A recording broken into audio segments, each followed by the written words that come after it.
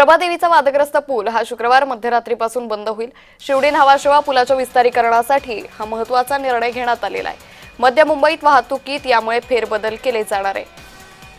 त्यामुळे शिवडी न्हावाशेवा पुलाच्या विस्तारीकरणासाठी हा निर्णय घेतला जातोय। मात्र या पुलाच्या कामासाठी ठाकरे गटाकडून त्याचबरोबर स्थानिकांकडून सातत्याने विरोध केला गेला। त्यामुळे या पुलाचं काम पुढे ढकलत गेलं।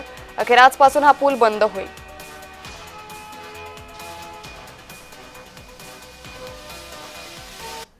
तर नेमके कोणत्या मार्गात या पुलासंदर्भातले बदल होणारे पाहूयात ग्राफिक्सच्या माध्यमातून।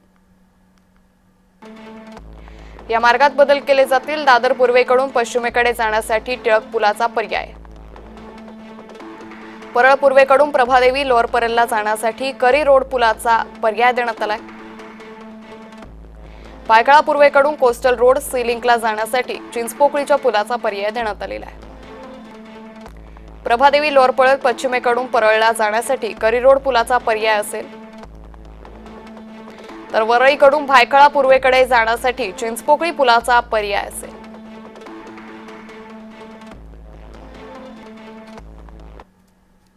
आम्ही विकास कामाचा मधी नाही, पण अगोदर आमचा विकास करा, नंतर तुम्ही सर्व करा, देशांचा विकास करा। आता आम्हाला किती त्रास होणार आहे हे बघा। इकडचे रहिवासी 19 बिल्डिंग आहे, तुम्ही लोक फक्त 2 बिल्डिंग मध्येच सांगताय। हे 2 बिल्डिंगानंतर इकडे 19 बिल्डिंग आहे साहेब। तुम्ही फक्त हाजी नुरानी आणि लक्ष्मी निवासचं नाव घेतलं आहे, बाकीची बिल्डिंग पण बंदित होणार आहे, कारण तुम्ही लोक डम्पिंग करणार, बिल्डिंग सर्व हलणार आहे। सर्व बिल्डिंग 125 वर्ष जुनी आहे। अगोदर आमची सोय करा, नंतर तुम्ही देशाचा विकास करा। आम्ही विकास कामाच्या पाठी नाहीच आहे, आम्ही पण विकास बरोबरच आहे, पण अगोदर रहिवासींचा विकास झाला पाहिजे। अगोदर हेच निर्णय आमचा आहे। पण 19 बिल्डिंग पैकी फक्त 2 इमारतींना या ठिकाणी म्हाडामध्ये रूम देण्यात येणार आहेत। ते चुकीचं आहे ना। आमची बिल्डिंग पण बंदित होणारच आहे, कारण तुम्ही लोक डम्पिंग करणार। 125 वर्ष जुनी बिल्डिंग आहे, हे बिल्डिंग सर्व हालणार आहे डम्पिंग केली तर। काय हे बिल्डिंग पडली तर जबाबदार कोण घेणार? प्रशासन जबाबदार घेणार का? नंतर प्रशासनाने हात पुढे नाही गेला पाहिजे की आम्ही लोकांनी नाही सांगितलं होतं। आहे अगर बिल्डिंग पडली तर जबाबदार प्रशासनच राहील। सर, तुम्ही पण या ठिकाणचे रहिवासी आहेत, काय सांगाल? कारण की आता हा पूल पाडून नवीन पूल बांधण्यात येणार आहे।